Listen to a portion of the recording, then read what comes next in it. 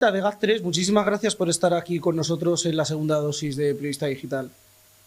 Pues muchas gracias a vosotros por contar conmigo.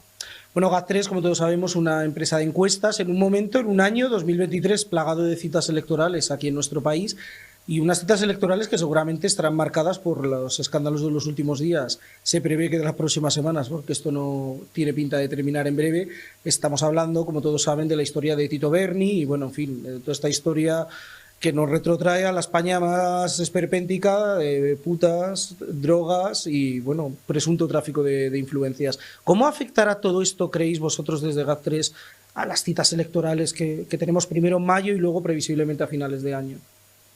Bueno, pues efectivamente, como el propio sentido común indica, pues bien no le va a sentar en general a la izquierda española, pero en particular al Partido Socialista, que además ya desde hace meses, como venimos dando en nuestras encuestas, la última que hemos hecho para el diario News o en la anterior que hicimos para ABC, pues es un Partido Socialista que viene sufriendo cierto desgaste y en general un bloque de izquierdas, sobre todo en la parte más de Podemos, que sufre mucho desgaste.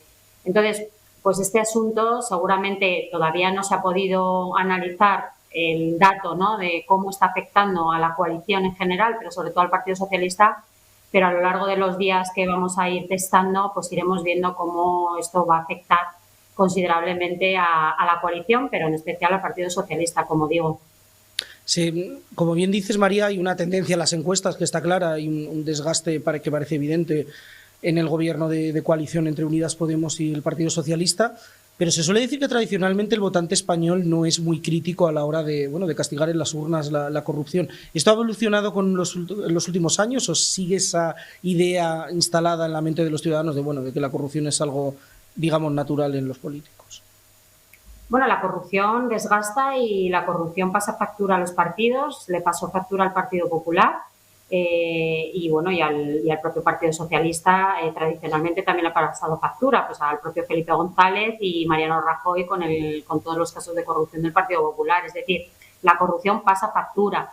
Es verdad que en muchos casos pues son casos muy complejos y que tardan en hacer poso en la opinión pública, pero ya la opinión pública ahora mismo, como todo va muy rápido, como todo se asienta muy deprisa, este asunto estoy segura de que ya, como decimos, lo está masticando la opinión pública y veremos en las encuestas cómo tiene su reflejo, porque es algo que es muy fácil, que ya están en todos los medios de comunicación, que está en el discurso público y por lo tanto tendrá reflejo en los próximos días seguramente en las elecciones.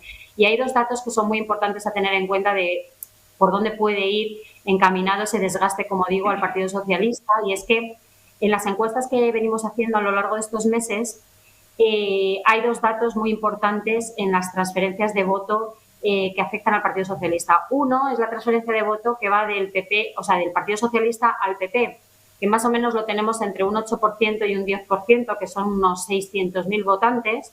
Y luego hay un segundo dato muy importante para el Partido Socialista, que es el votante que ya nos dice que va a votar en blanco o que no va a votar, o incluso un porcentaje de voto elevado que dice que no sabe lo que va a hacer. Este porcentaje de voto de este grupo está en torno al 20% del votante socialista y estamos hablando de cerca de 1.300.000 votantes. Es un número de votantes muy considerable. Desde luego. Claro. Entonces, todos estos casos de corrupción, que además son muy chuscos, ¿no?, y que la opinión pública pues los rechaza rápidamente, pueden afectar enormemente a ese grupo de votantes que realmente ahora mismo pues no se siente identificado a ir a votar y que con todos estos casos de corrupción pues menos aún.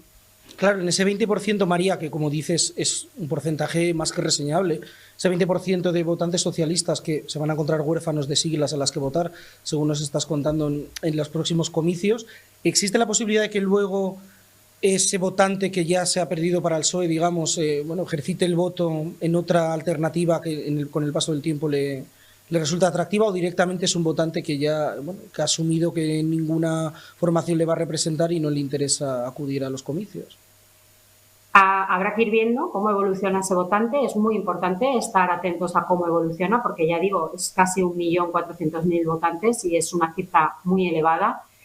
ahora mismo lo que nos dicen es que mayoritariamente pues votarían en blanco o no votarían, que es intencional esto, es decir, hay un voto de castigo, hay un voto de desgaste y así lo refleja el votante, ¿no? A través del voto en blanco o del no votará.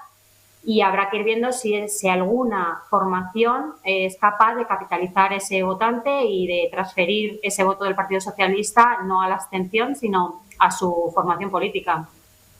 Y en esa transferencia que me comentabas de votantes al PSOE, perdón, del PSOE al PP, que son 600.000 personas, que también es una cifra bueno, importante y que puede que sea la que determine que Alberto Núñez Feijóo sea el próximo presidente del gobierno. ¿Esa transferencia de votantes, aparte de por los escándalos, influye la presencia de Núñez Feijóo al frente del PP o simplemente es por el desgaste y por la decepción que ha generado el PSOE en algunos de sus votantes? Bueno, yo creo que están las dos cuestiones, ¿no? Es decir, hay un cierto desgaste entre el votante más moderado del Partido Socialista a las posiciones seguramente pues más extremadas del gobierno de coalición. Y eso lo estamos notando mucho, por ejemplo, de Madrid para abajo, es decir, en territorios del sur de España, Madrid, Extremadura, Castilla-La Mancha, Andalucía, Murcia. Es decir, es un votante socialista desencantado con las políticas del actual Partido Socialista.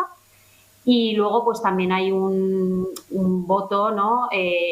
Ilusionado, ¿no? O por así decirlo, que va o que ve en la figura de Alberto Núñez Feijóo un reflejo de ciertas características que busca ese votante, pues moderación, pactos de Estado, acuerdos de gobierno, experiencia de gestión. Es decir, creo que es un mix, ¿no? De las dos cosas. Entiendo, pues María, muchísimas gracias. Estaremos atentos porque tenemos un año electoral por delante, que os voy a contar a vosotros el trabajo que os queda por delante. Y bueno, los medios nos quedará más remedio que recurrir a vosotros, así que seguramente tengamos la oportunidad de hablar en otra ocasión contigo. Muchísimas gracias. Pues estaremos encantados de contar lo que sabemos y